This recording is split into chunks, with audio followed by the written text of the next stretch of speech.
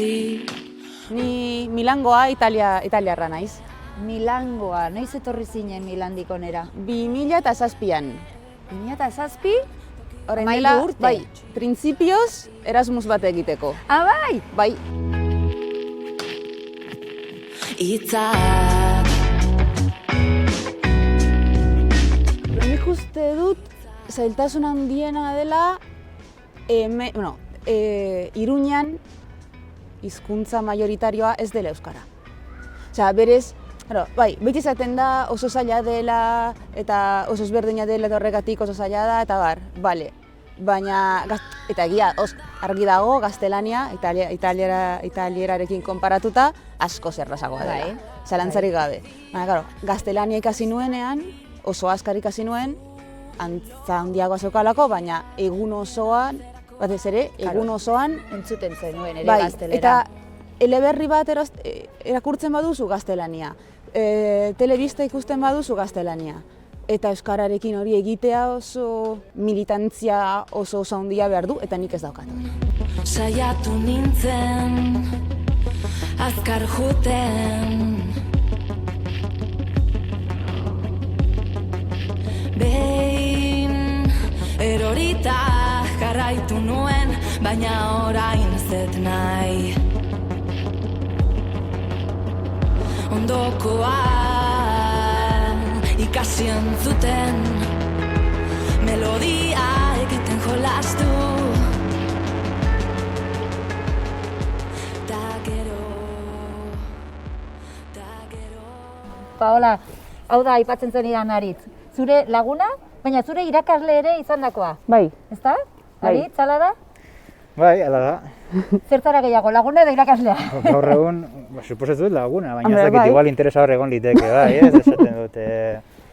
Marinito baten trukean hor, zera irakaslea izatea mintza praktika egiteko, Ah, bai? izan daiteke hori. Hori ara alda. izan daiteke, baina ez da. Ez da, esan du izan daiteke, baina ez da, Aritz, ez da.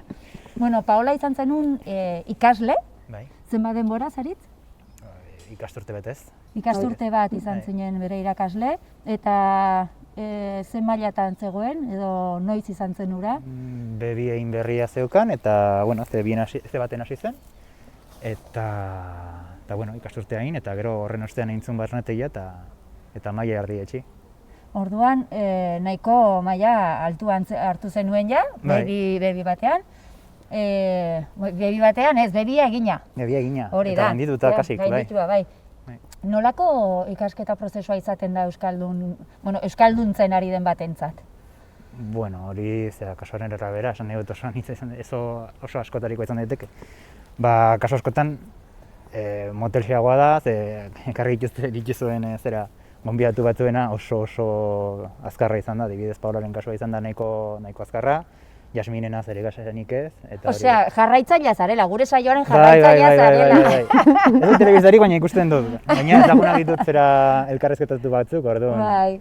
Baina, bueno, bai, ez dakit, ze ari zara, denboraz eta zenbat denbora behar Ez den denboragatik, euskalduntzeko baizik eta, karo, hizkuntza bat ikasteaz ari gara. Konkretuki euskara ikasteaz. Etortzen diren asko, batzuk agian lan mundurako behar dutelako, baina gehiengoak suposatzen dut euskara bere ikasi nahi duelako dela. Bai, gehien txenetan bai, baina, bueno, bai, esaten duzuna, kasuistika pilo bat dago. Goi mailetan eta azaltzen dira gehiago, igual tituloa behar dutenak edo atera nahi dutenak, baina Baina kasu horretan, maila altuan dauden zebata edo tituloa eskuratzera etortzen den jendea ere badagola, bakarrik horretara, baino horiek izanen direla ja, betidanik euskara egin dutenak, edo baino tituloari begira daudenak, ez du zertan badaude ikasle batzuk, igual egin dutenak hasieratik bidea gurekin edo beste leku batean eta gero gurera etorri direnak, eta azkenean ikusi dutela tituloa ere lortzen aldutela eta horretan tematu dira, eta atera dute batzutan hori denbora gehiago eta beste batzutan aixe. Orain jarriko zaitute, orain ez jarraitzen dut, irakasle bezala, Bai. Irakasle bezala, ikasle batzuk egonen dira, motivazioa galtzen dutenak, ez? Momentu batean, hasiera batean, asko ikasten da, ez? Hasierako urte horretan edo urte horietan, gero badago momentu bat, ataskatzen dena hor, nork hori ataskatzen dena, ez? Eta badirudila ez dela aurrera egiten, Inpresio baino ez da, hasiera batean gertatzen dena da, hori ez dakizula deus esaten eta gero bat batean jaska dezakezula ogia, ez? Orduan hor, sekulako aurrera pausa ikusten duzu. Gero ja guztia da, gehiago doitzea eta pixkate gauzak zuzentzea, eta karo, ez da emaitza hori ikusten hain erraz, baina berez ikasten da berdintxu edo gehiago agian. Eta zuen kasuan nola motibatzen duzu ikaslegoa? Nik ez dut inor motibatzen zen, aurten ez nago euskaltegian. Baina, bueno, ez dakit, maila altuetan, agertzen dira beste gauza batzuk, ez? Adibidez, Paolarekin berarekin ere, ibili gara zera bertso saiotan eta holako kontuak, bai, ikusten. Bertsolaria zara? Ikusten. Ikusten. Aurreratu egin naiz. Ez, gainera izugarri gaizki kantatzen dut. Bai? Izugarri, bai. Bertsolari askok bezala. Ja, hori ez dut ulertzen. Hala ere, hori, ikusten dira beste gauza batzuk, ez? Ez da bakarrik ja ogia eta bertzea erostea edo eskatzea, baizik eta ja dagoela mundu zabal eta konplexu bat hor nonbait, eta hori bertso saioak eta ulertzea, hori sekulako oparia da euskaldun duen pertsona batentzat, eta guretzat ere bai, baina bueno, hori deskubritzea itzela delakoan nago. Aipatu duzu Paolaren kasua, nahiko azkar ikasi duen pertsona baten kasua dela, ez? Urteak eta urteak daramatzan horrentzat, italiar batek horrelako prozesu bat egitea, zer da, ona, ze izan daiteke? Uste dut batzuetan azpimarratzen ditugula gehiegi kasu hauek eta eredu hauek, eta batzuetan igual izan daiteke, ez dakit, igual ez da, igual kalterako izan daiteke. Igual batzuek badokate hor ibilaldi edo bide motelsago bat, eta ikuste dute da batean batek egin duela oso azkar eta gainera kanpotik etorria eta igual pentsatzen dute nik ezin dut.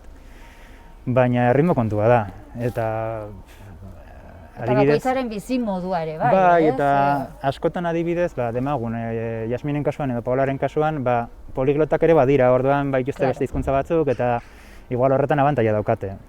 Eta baldin bazara hemengoa eta besterik ez baldin bozu egiten gaztelania, igual kostatzen ez pixka bat gehiago bigarren hizkuntza hori barneratzea. Baina, bueno, ez dira izan animatu behar, lortzen alda, eta jende askok lortzen du, nahiz eta denbora gehiago behar. Bai, noski, lortzen du jende askok, eta lortuko du jende gehiagok.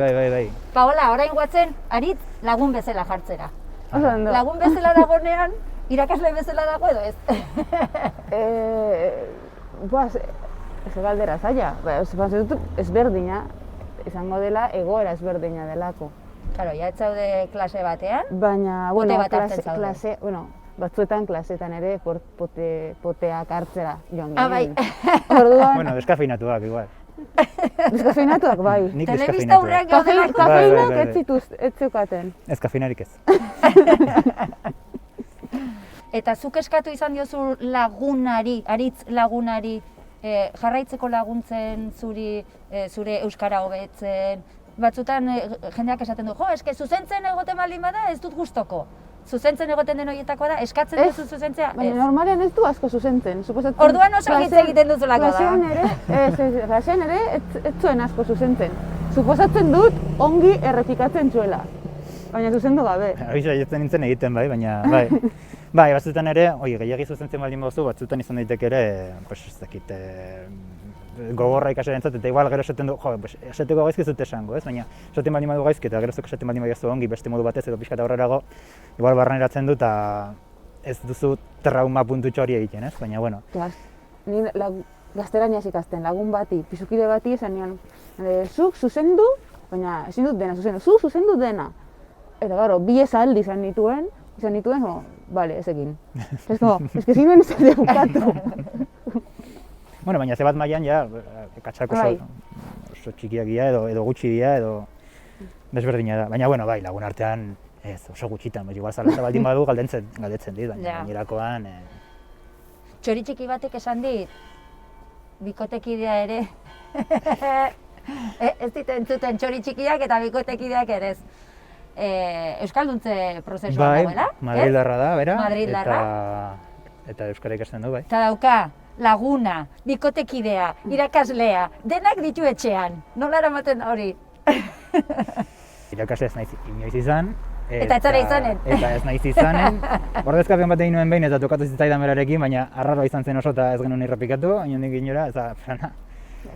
Baina, bueno... Bai, zure bikotekidea... Errola zein da?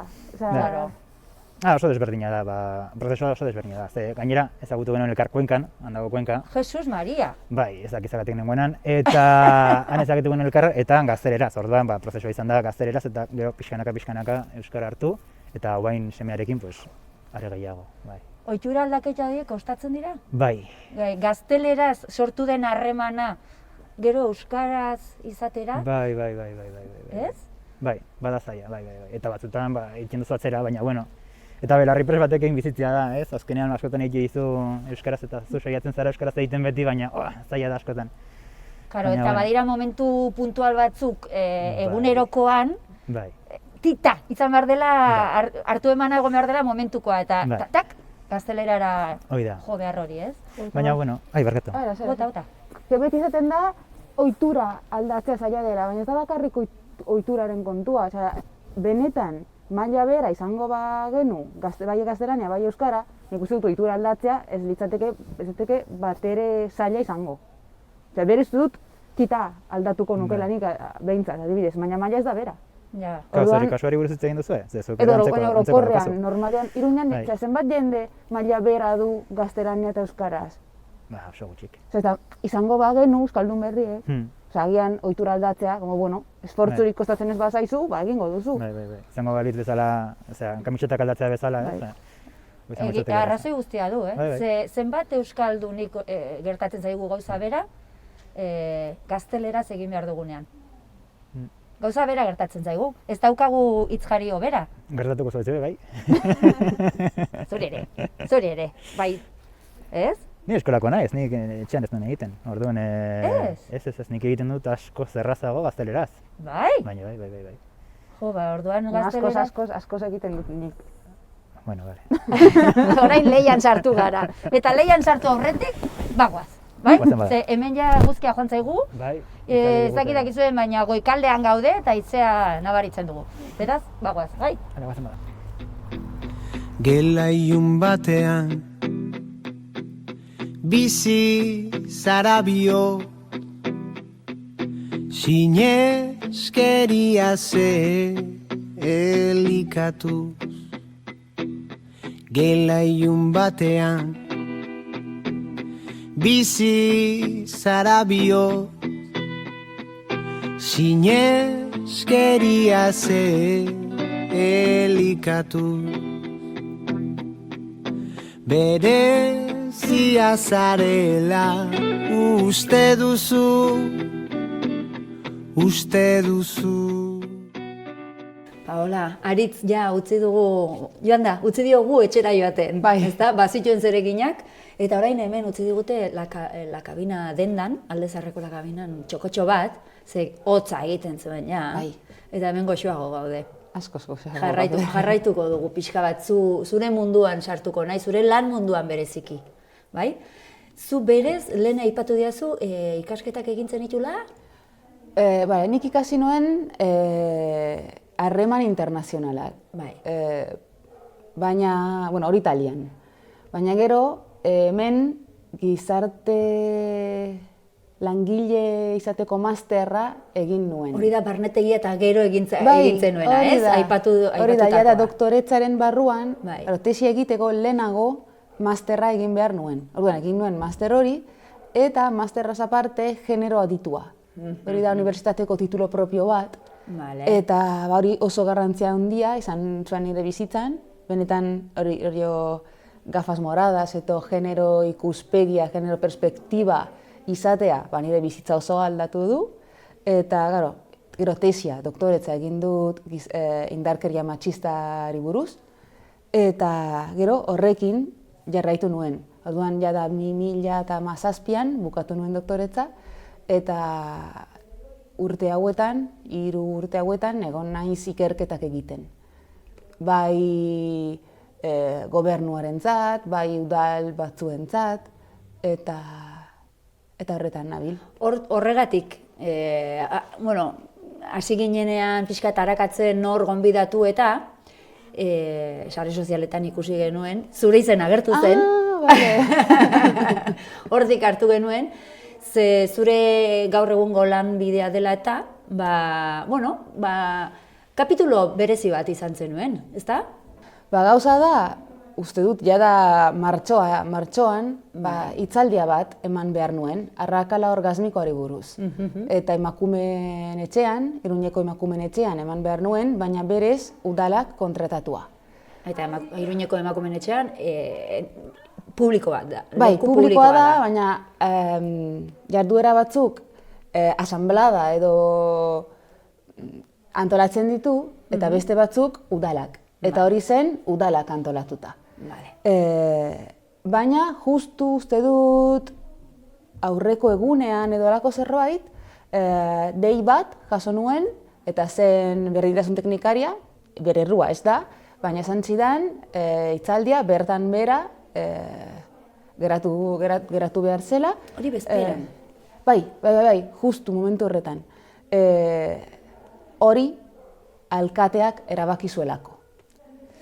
Eta justu, gero, momentu horretan, ez nuen ezer ulertzen, gero aurkitu nuen, justu momentu horretan, Voxek tweet bat egin zuela, esaten, ze hostia ezari da egiten Iruñeko udalak, olako hitzaldiak ematen. Eta ordaintzen. Orduan hori, suposatzen dut, horren beldur, erabaki zuten hitzaldia bertan bera ustea. Gero nik geratu nintzen zer egin jakin gabe, momentu horretan, deskolokatuta, ez nuen espero. Normalean, agian gauza asko zentsuratzen dira, baina normalean ez generoarekin lotuta. Beste gauza batzuekin lotuta. Eta orduan, ez nekien zer egin, eta erabaki nuen medioak deitzea. Gertatutakoa zabaltzeko. Eta orduan, noski, justu Maiak nahi ez zuena gertatu da. Berez zabalpen asko handiagoa izan zen gaia, orduan beti izaten dut, espero dut berak berriro ez egitea, baina eskerrik asko. Berez, nire helburua zen, ez berdintasun larria dagoen arlo zehatz bat buruz hitz egitea, eta bere zentsurarekin lortu genuen askoz jende gehiago arrakala orgasmikoa existitzen dela entzutea. Claro, zabalkundea askoz ere handiagoa izan da. Baina baita ere, zuk erabaki bat hartu zenuelako horren aurrean.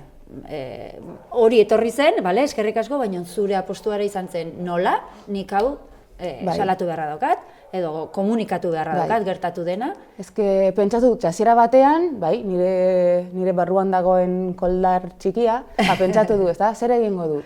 Ez dut ezer esango eta dena orain dagoen bezala gertatuko da, edo etxaiak egingo ditut.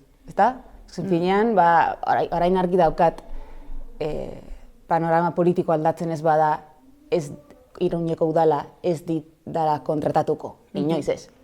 Orduan, momentu batean pentsatu dut, gero, azken finean,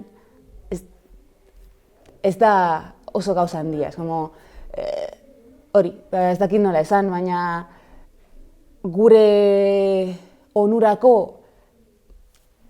egin behar dena inoiz ez badugu egiten, hori da, nire kasuan, maila txikian, beste batzuk maila asko handiago batean egiten dute, nire maila txikia da, berez ez dut hain, arriskua, ez da hain handia, Iruñeko udala izango delako, baina ez da nire kontratatzen didan entitate bakarra.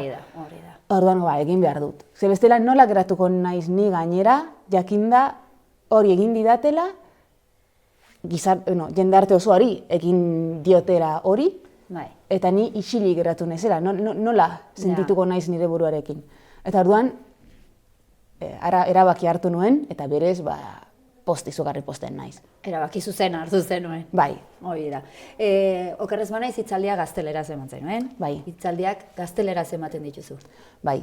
Ezke gauza bat da, zure bizitzari buruz hitz egitea, edo manera informal batean hitz egitea, edo zientifikoki hitz egitea. Karo, zuk ikerketak egiten dituzu, eta ikerketa horien emaitzak dira azken finean hitzaldi hauetan plazaratzen dituzunak. Bai. Eta gainera, jendearentzat interesgarria den forma batean azaldu behar dituzu. Agian jende guztiak ez du horrela egiten, baina nik ez dut jendea nire hitzaldietan aspertzea, nahi. Eta hori lortzeko oso ondo kontrolatu behar duzu hizkuntza. Txiste bat egiteko, esateko, imagina ezina da nire txaldi batean geratzea, nola esaten da hori? Nola bukatuko dut nik aditz hori? Hori ezin da gertatu. Ezin zara horretan pentsatzen egon, Bai. Zure esfortzua ezin da hor egon, ezta? Hori Hor da, zentratu. justu, hori da. Txagian, beste adibidez, orain justu hilabete hauetan, hainbat deia egin behar nituen ikerketa baterako. Eta bai, momentu horretan bai, erabaki nuen, norbaitek bai batekin erantzuten badu, nik euskaraz esango diot.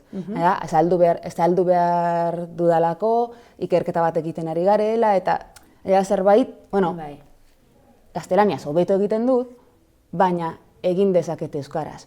Baina hitzaldi oso emateko, hori izaten dut, ordu eta erdiko hitzaldia, 8 orduko hitzaldia esan beharko litzateke. Eta jendea alde egingo luke, normal. Gero bai, normalan egiten dutana da, esatea, norbaitek erakarpenak etolako gauzak euskaraz egin nahi baditu, arazorik gabe, egin dezala. Eta gero nik normalean gaztelaniaz erantzuten diot. Baina, eta adibidez atzo Zumaian justu hori gertatu zen. Jende asko, euskaraz egin zuen, eta nik gaztelaniaz. Zuk abisatu zenielako ere, bai? Euskaraz egin ditzakezu zuen ekarpenak, nahiz eta gero nik gazteleraz erantzungo ditu da. Eta adibidez hori normalean, nik berez, oso denbora gutxi egon nahi zen, oso gutxi, baina Katalunian askoz gehiago egiten dute, ezta? Bi hizkuntzatan elkarrizketa mantentzean. Eta batzuetan hori oso lagungarria da. Orain adibidez ez zait hainbeste gertatzen, baina hasiera batean. Agian nik, lagun batekin eta beste batekin elkartzen gara. Eta haiek justu euskaldunak. Eta hasi dira euskaraz egiten. Eta nik, gero, zerbait esaten dut. Normalen esaten nuen gaztelaniaz. Lotxagatik, eto maila basuan eukalako, baina koherentea zen nik esaten nuen, orduan argi dago ulertu dudala. Baina jendea, berez amable izateko, baina aldatzen du hizkuntzaz. Baina, claro, nire erakarpena koherentea bada, esan nahi dut, maila nahikoa dudala ulertzeko. Kasu horretan ez da beharrezkoa hizkuntzaz aldatzea, eta gian, hemen justu ohitura gutxi dago horrekin. Baina zer uste duzu, bi euskaldun horiek gaztelerara paso egitea dela nahita egindako gauza bat? Eske batzutan badut irudipena euskaldunok askotan egin izan dugula, zorionez nik gero eta gutxiago, baina ikusten dugunean besteak gazteleraz erantzun digula, nahiz eta jakin ulertu digula, ekarpen horrekin jakin badakigulako ulertu duela, baina gaztelerarako saltoa. Nahita egiten dugu edo... Hori ez dakit. Suposatzen dut orokorrean Katalunian dena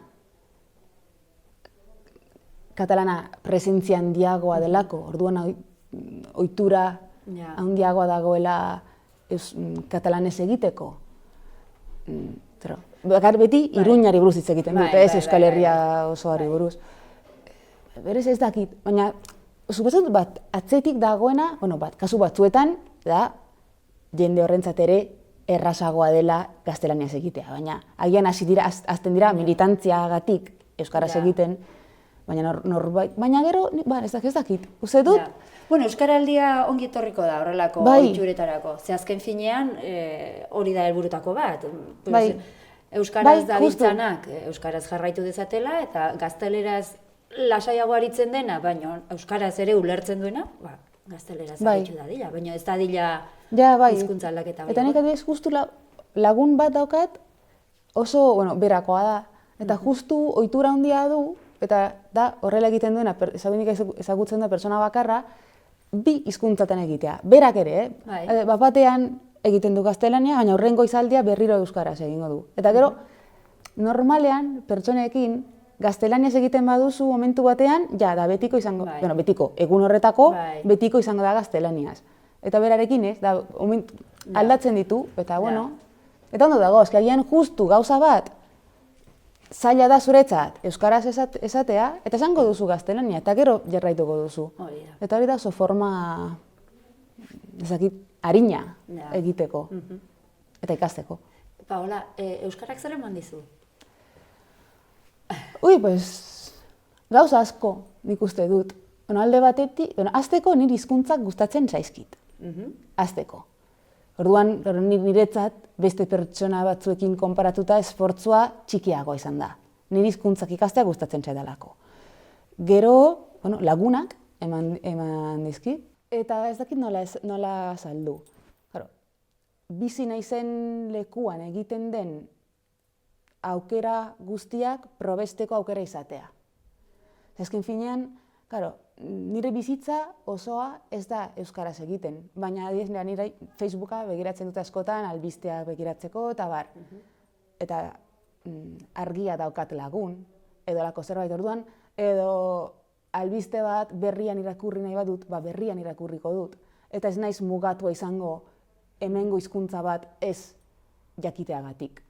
Hemen bizi naiz, eta hemengo bizitza osoa egiteko, euskaraz jakin behar duzu, eta gainera batzuetan interesgarriak diren gauzak asko euskaraz dira. Gauza asko dira, eman dizkizunak gogoan, bai. Eta euskaraz daukazun, hau denei galdetzen dizuet, gonbidatu guztiei. Euskaraz daukazun hitz gogokoena, edo esaldi, edo espresio gogokoena, edo gehien errepikatzen zuna, edo ez dakit ze arrazoirengatik, baino ena hori? Ez dakit justu hori ez da, baina niri nahiko deigarria iruditzen zait existitzen ez den hitz bat euskaraz. Existitzen ez dena? Bai, eta hori da... Ez, baina gauza da, sobrio hitza euskaraz ez da existitzen, eta oso bitxi eruditzen zait divertigarria. Festondoa adierazteko forma 11 daude. Bai, egia da, zergatik izanen da. Eta gian horrekin lotuta, sobrio... Eta gainera, klasean, aztertu, nola esaten da hori? Eta inorketzekien, eta begiratu genuen hiztegian, eta ez dator? Da, mozkorra ez dagoena. Sobrio eta horrela jartzen da, mozkorra ez dagoena. Baina ez daukagu hitzik horretarako. Horrek ez du esan nahi euskaldun guztiak mozkorrak daudenik. Ez.